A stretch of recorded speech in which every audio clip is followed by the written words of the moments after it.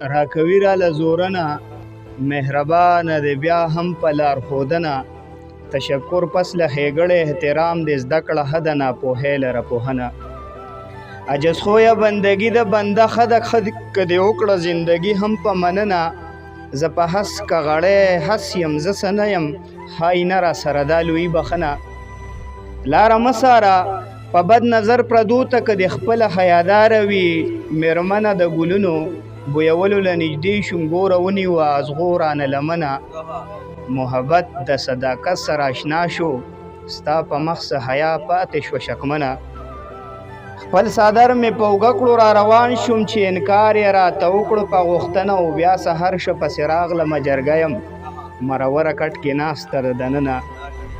او نامنونکي سره ستایي خپله د خبرو یې معلومه شو روزنه ورشه راشه هغه دغې له مې بولي په څلورو کې توصیف یم غمجنه